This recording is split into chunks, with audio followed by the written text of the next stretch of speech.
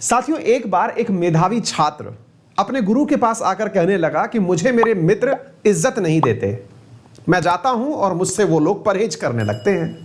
गुरु के पास परेशानी लेकर आए हुए छात्र की समस्या गुरु समझ गए थे।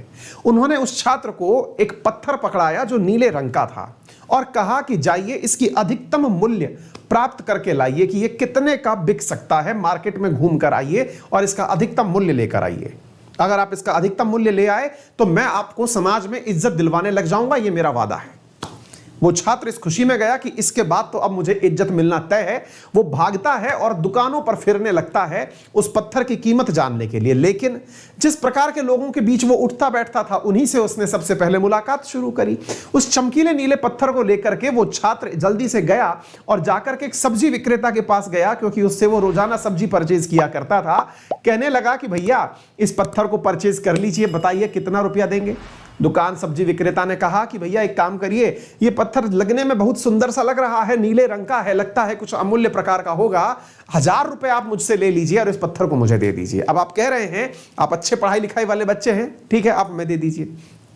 सब्जी विक्रेता की बात तो सुन ली उसने, लेकिन उसने कहा कि आप 1000 रुपए लगा ही रहे हो भैया, अभी हमें थोड़ा और मार्केट में मालूम कर लेने दीजिए, फिर हम आपके पास वापस आएंगे।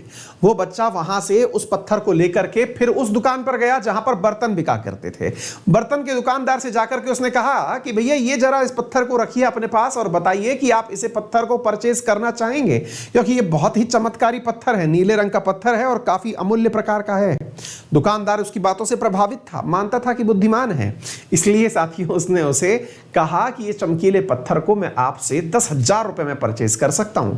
छात्र को यह बात समझ में आने लगी कि ये चमकीला पत्थर शायद मूल्यवान तो है, बस इसकी सही मूल्य मुझे नहीं पता चल रहा है, और गुरुजी ने सही कह के भेजा है कि इसका सही मूल्य मालूम कराओगे तो मैं तुम्हें इज्जत दिलवाऊंगा दोस्तों के बीच में, और मुझे तो चाहिए फुल इज्जत। अब भैया वो यहां से निकले और पहुंचे सुनार के पास में। सुनार जो सोने का और चांदी का व्यापार किया करता था। सुनार के पास जब पहुंचा तो सुनार ने कहा कि लाइए क्या लगाना है। तो सुनार तो भैया चाहते ही थे कि वो हीरे मोती का व्यापार करने वाले एक व्यक्ति से उसे मिलवाएं, लेकिन सुनार ने सोचा कि इस पत्थर को हम खरीद लेते हैं, हीरे मोती के व्यापारी से हम इसको बाद में क्यों मिलवाने लगे, अपना व्यापार बनाएंगे। साथियों सुनार ने कहा कि बेटा सुनो, पैसा पत्थर बहुत बढ़िया है, इस पत्थर को हमें दे दो और हम तुम्हें ना इस पूरे पत्थर के 1,00,000 रुपए देते हैं। भाई साहब विद्यार्थी को यह बात समझ में आने लगी कि गुरुजी के पास था कोई कामयाब पत्थर, जिस पत्थर की उन्होंने अलग अलग जगह वैल्यू लगवाई, अब ये 1,00,000 रुपए का हो गया है।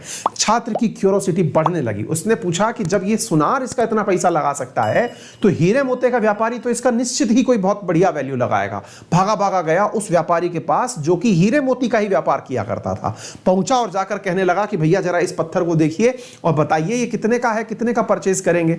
उसने कहा कि बेटा ये पत्थर तो अमूल्य है, तुम्हें मिल कहां से गया? ऐसा पत्थर तो बहुत रेयर ऑफ द रेयरेस्ट मिलता है।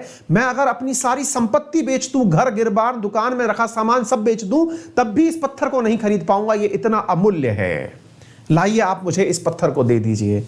छात्र अब तक सारी बातें समझ चुका था।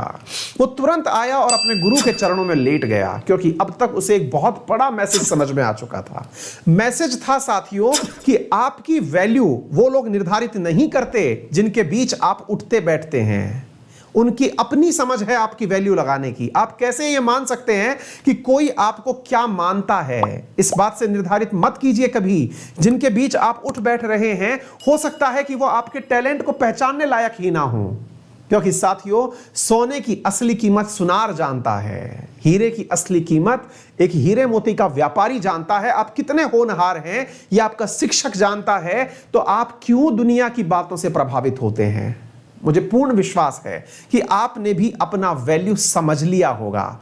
आपकी वैल्यू साथियों कोई अन्य की वैल्यू से निर्धारित नहीं की जा सकती। आप अपने आप में अमूल्य हैं।